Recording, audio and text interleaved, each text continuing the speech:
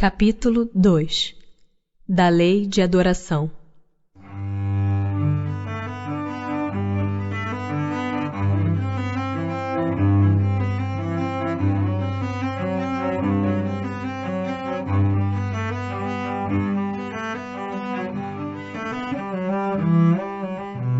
Objetivo da adoração. Em que consiste a adoração? Na elevação do pensamento a Deus. Deste, pela adoração, aproxima o homem sua alma.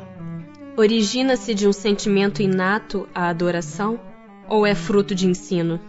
Sentimento inato como o da existência de Deus. A consciência da sua fraqueza leva o homem a curvar-se diante daquele que o pode proteger. Terá havido povos destituídos de todo sentimento de adoração? Não, que nunca houve povos de ateus. Todos compreendem que, acima de tudo, há um ente supremo. Poder-se-á considerar a lei natural como fonte originária da adoração? A adoração está na lei natural, pois resulta de um sentimento inato no homem. Por essa razão é que existe entre todos os povos, se bem que sob formas diferentes. Adoração exterior. Precisa de manifestações exteriores a adoração? A adoração verdadeira é do coração. Em todas as vossas ações, lembrai-vos sempre de que o Senhor tem sobre vós o seu olhar. Será útil a adoração exterior? Sim, se não consistir num vão simulacro. É sempre útil dar um bom exemplo, mas os que somente por afetação e amor próprio o fazem, desmentindo com o proceder a aparente piedade, mau exemplo dão e não imaginam o mal que causam.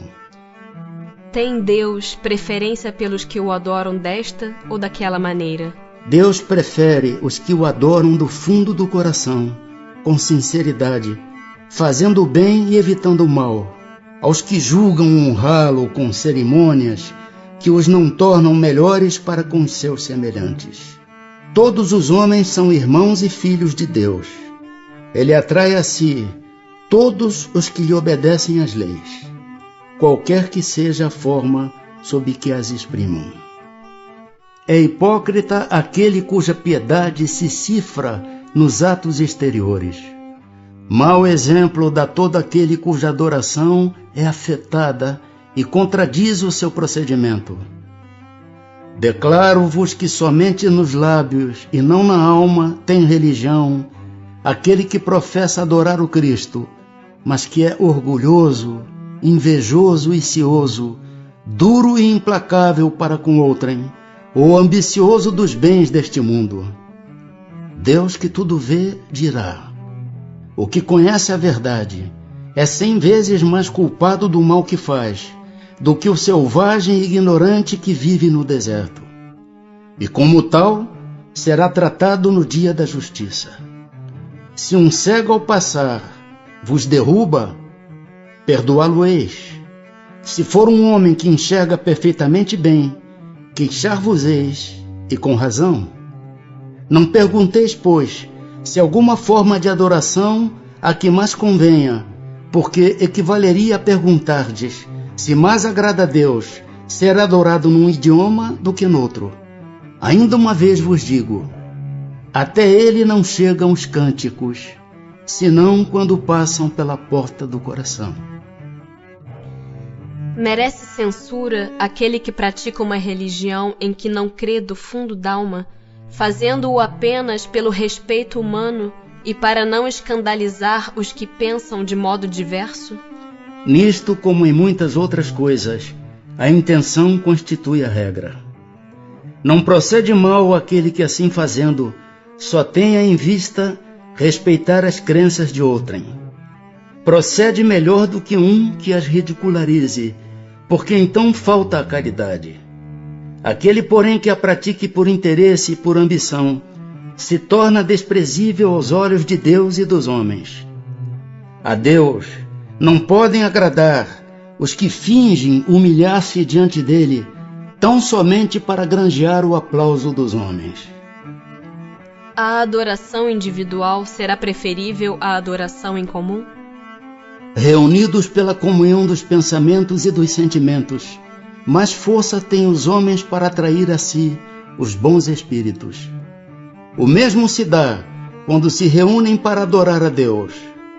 Não creais, todavia, que menos valiosa seja a adoração particular, pois que cada um pode adorar a Deus pensando nele. Vida contemplativa. Tem, perante Deus, algum mérito os que se consagram à vida contemplativa, uma vez que nenhum mal fazem e só em Deus pensam? Não.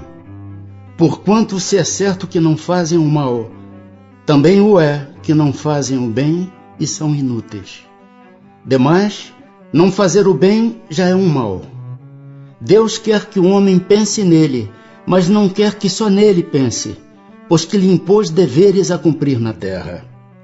Quem passa todo o tempo na meditação e na contemplação, nada faz de meritório aos olhos de Deus, porque vive uma vida toda pessoal e inútil à humanidade, e Deus lhe pedirá contas do bem que não houver feito. A prece. Agrada a Deus a prece? A prece é sempre agradável a Deus quando ditada pelo coração, pois para Ele a intenção é tudo. Assim, preferível lhe é a prece do íntimo à prece lida, por muito bela que seja, se for lida mais com os lábios do que com o coração. Agrada-lhe a prece quando dita com fé, com fervor e sinceridade. Mas não creas que o toque a prece do homem fútil, orgulhoso e egoísta, a menos que signifique de sua parte um ato de sincero arrependimento e de verdadeira humildade. Qual o caráter geral da prece? A prece é um ato de adoração. Orar a Deus é pensar nele, é aproximar-se dele, é pôr-se em comunicação com ele. Há 3 coisas podemos propor-nos por meio da prece: louvar, pedir, agradecer. A prece torna melhor o homem? Sim, porquanto aquele que ora com fervor e confiança se faz mais forte contra as tentações do mal, e Deus lhe envia bons espíritos para assisti-lo. É este um socorro que jamais se lhe recusa quando pedido com sinceridade. Como é que certas pessoas que oram muito são, não obstante, de mau caráter, ciosas, invejosas, impertinentes, carentes de benevolência e de indulgência e até, algumas vezes, viciosas? O essencial não é orar muito, mas orar bem. Essas pessoas supõem que todo o mérito está na longura da prece e fecham os olhos para os seus próprios defeitos. Fazem da prece uma ocupação, um emprego do tempo, nunca, porém, um estudo de si mesmas. A ineficácia em tais casos não é do remédio, sim da maneira por que o aplicam. Poderemos utilmente pedir a Deus que perdoe as nossas faltas? Deus sabe discernir o bem do mal. A prece não esconde as faltas. Aquele que a Deus pede perdão de suas faltas só o obtém mudando de proceder. As boas ações são a melhor prece. Por isso que os atos valem mais que as palavras. Pode-se, com utilidade, orar por outrem? O espírito de quem ora atua pela sua vontade de praticar o bem. Atrai a si, mediante a prece, os bons espíritos, e estes se associam ao bem que deseja fazer. Podem as preces que por nós mesmos fizermos mudar a natureza das nossas provas e desviar-lhes o curso? As vossas provas estão nas mãos de Deus, e algumas há que têm de ser suportadas até o fim. Mas Deus sempre leva em conta a resignação. A prece traz para junto de vós os bons espíritos, e dando-vos estes a força de suportá-las corajosamente, menos rudes elas vos parecem. Temos dito que a prece nunca é inútil quando bem feita, porque fortalece aquele que ora, o que já constitui grande resultado. Ajuda-te a ti mesmo e o céu te ajudará, bem o sabes. Demais não é possível que Deus mude a ordem da natureza ao sabor de cada um, porquanto o que de vosso ponto de vista mesquinho e do da vossa vida efêmera vos parece um grande mal, é quase sempre um grande bem na ordem geral do universo. Além disso, de quantos males não se constitui o homem o próprio autor, pela sua imprevidência ou pelas suas faltas. Ele é punido naquilo em que pecou. Todavia, as súplicas justas são atendidas mais vezes do que supondes. Julgais de ordinário que Deus não vos ouviu, porque não fez a vosso favor um milagre, enquanto vos assiste por meios tão naturais que vos parecem obra do acaso ou da força das coisas. Muitas vezes também, as mais das vezes mesmo, ele vos sugere a ideia que vos fará sair da dificuldade pelo vosso próprio esforço. Será útil que oremos pelos mortos e pelos espíritos sofredores? E neste caso, como lhes podem as nossas preces proporcionar alívio e abreviar os sofrimentos? Têm elas o poder de abrandar a justiça de Deus? A prece não pode ter por efeito mudar os desígnios de Deus, mas a alma por quem se ora experimenta alívio, porque recebe assim um testemunho do interesse que inspira àquele que por ela pede, e também porque o desgraçado sente sempre um refrigério quando encontra almas caridosas que se compadecem de suas dores.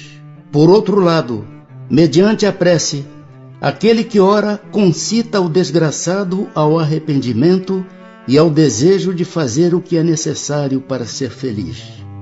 Neste sentido, é que se lhe pode abreviar a pena, se por sua parte ele secunda a prece com a boa vontade.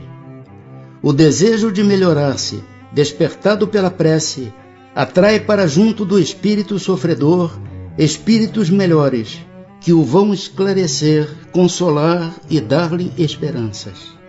Jesus orava pelas ovelhas desgarradas, mostrando-vos desse modo que culpados vos tornarias se não fizesseis o mesmo pelos que mais necessitam das vossas preces. Que se deve pensar da opinião dos que rejeitam a prece em favor dos mortos por não se achar prescrita no Evangelho? Aos homens disse o Cristo: amai-vos uns aos outros. Esta recomendação contém a de empregar o homem todos os meios possíveis para testemunhar aos outros homens afeição, sem haver entrado em minúcias quanto à maneira de atingir ele esse fim.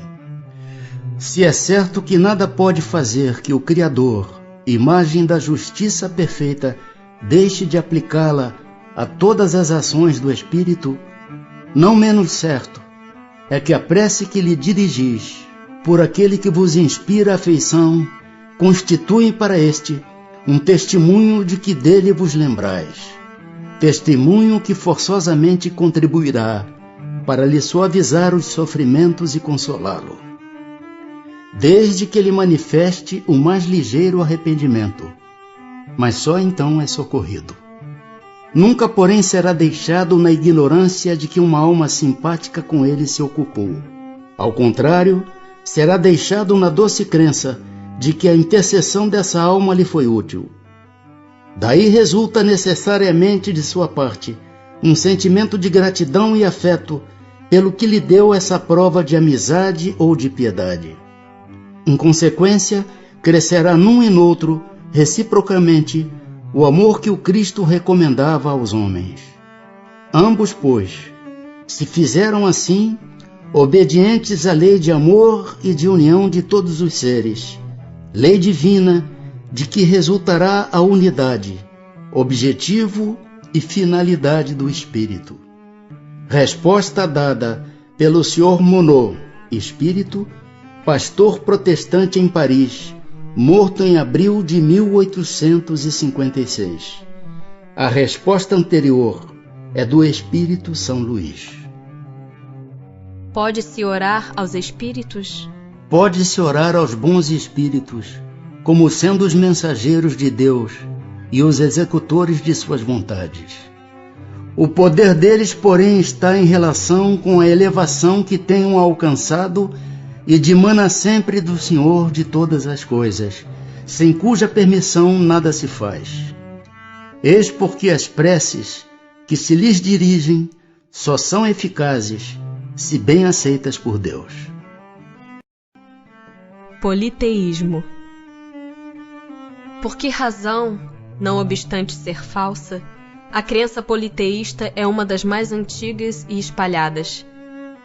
A concepção de um Deus único não poderia existir no homem, senão como resultado do desenvolvimento de suas ideias.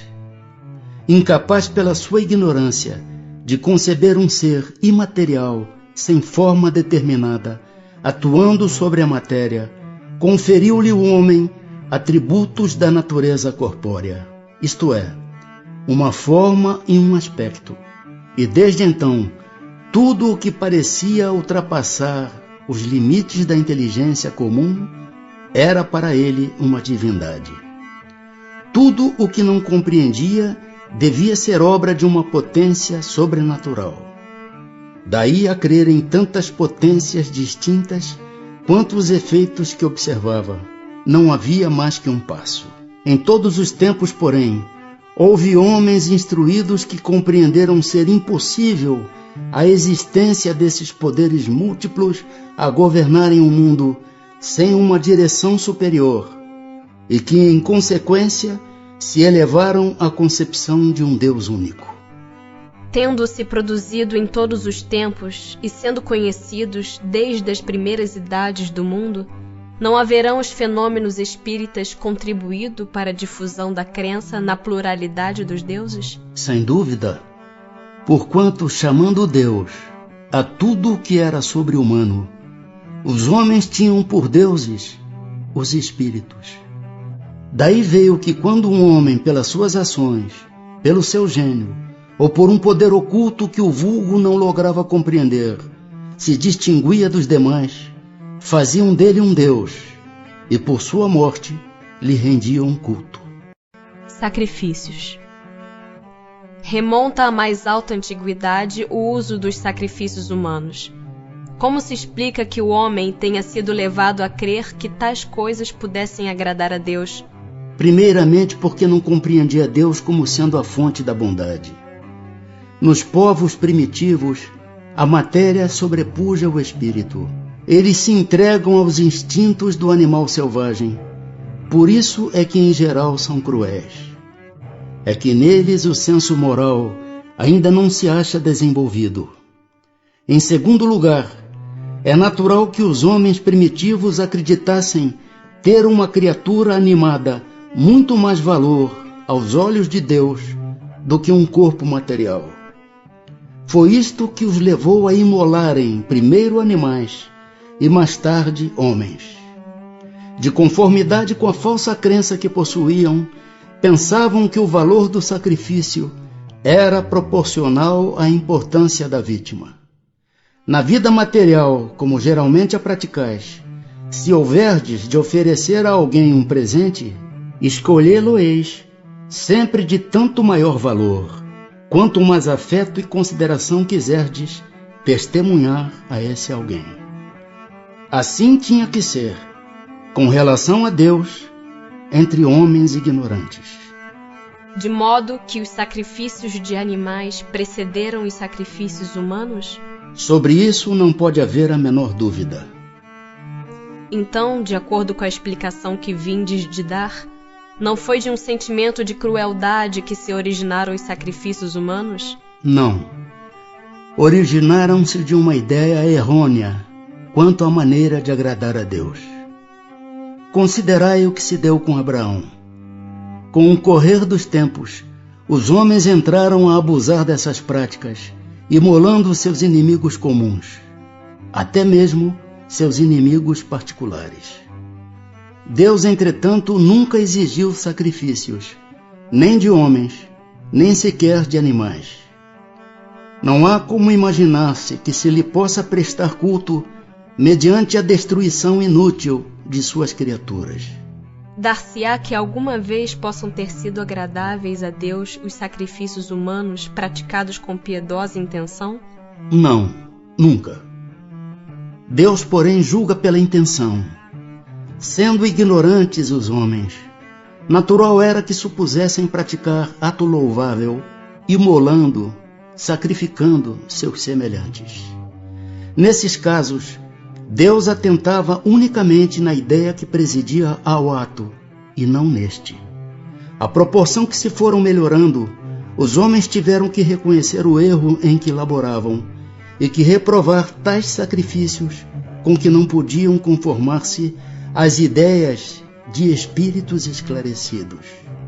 Digo esclarecidos, porque os espíritos tinham então a envolvê-los o véu material. Mas por meio do livre arbítrio, possível lhes era vislumbrar suas origens e fim. E muitos, por intuição, já compreendiam o mal que praticavam, se bem que nem por isso deixassem de praticá-lo, para satisfazer as suas paixões. Que devemos pensar das chamadas guerras santas? O sentimento que impele os povos fanáticos, tendo em vista agradar a Deus, a exterminarem o mais possível os que não partilham de suas crenças, poderá equiparar-se quanto à origem ao sentimento que os excitava outrora a sacrificarem seus semelhantes? São impelidos pelos maus espíritos, e fazendo a guerra aos seus semelhantes, contrariam a vontade de Deus, que manda ame cada um o seu irmão como a si mesmo. Todas as religiões, ou antes, todos os povos adoram o mesmo Deus, qualquer que seja o nome que lhe deem. Por que então há de um fazer guerra a outro, sob o fundamento de ser a religião deste, diferente da sua, ou por não ter ainda atingido o grau de progresso da dos povos cultos? Se são desculpáveis os povos de não crerem na palavra daquele que o Espírito de Deus animava e que Deus enviou, sobretudo os que não o viram e não lhe testemunharam os atos, como pretenderdes que creiam nessa palavra de paz, quando lhes ides levá-la de espada em punho? Eles têm que ser esclarecidos e devemos esforçar-nos por fazê-los conhecer a doutrina do Salvador mediante a persuasão e com brandura, nunca a ferro e fogo. Em vossa maioria, não acreditais nas comunicações que temos com certos mortais. Como quererias que estranhos acreditassem na vossa palavra, quando desmentis com os atos a doutrina que pregais? A oferenda feita a Deus de frutos da terra tinha a seus olhos mais mérito do que o sacrifício dos animais? Já vos respondi declarando que Deus julga segundo a intenção, e que para ele pouca importância tinha o fato. Mais agradável, evidentemente, era a Deus que lhe oferecessem frutos da terra, em vez do sangue das vítimas. Como temos dito e sempre repetiremos, a prece proferida do fundo da alma é 100 vezes mais agradável a Deus do que todas as oferendas que lhe possais fazer. Repito que a intenção é tudo, que o fato nada vale. Não seria um meio de tornar essas oferendas agradáveis a Deus, consagrá-las a minorar os sofrimentos daqueles a quem falta o necessário? E neste caso, o sacrifício dos animais, praticado com fim útil, não se tornaria meritório, ao passo que era abusivo quando para nada servia, ou só aproveitava os que de nada precisavam? Não haveria qualquer coisa de verdadeiramente piedoso em consagrar-se aos pobres as primícias dos bens que Deus nos concede na terra? Deus abençoa sempre os que fazem o bem. O melhor meio de honrá-lo consiste em minorar os sofrimentos dos pobres e dos aflitos. Não quero dizer com isto que ele desaprove as cerimônias que praticais, para lhe dirigirdes as vossas preces. Muito dinheiro, porém, aí se gasta que poderia ser empregado mais utilmente do que o é. Deus ama a simplicidade em tudo, O homem que se atém às exterioridades e não ao coração é um espírito de vistas acanhadas. Dizei em consciência se Deus deve atender mais à forma do que ao fundo.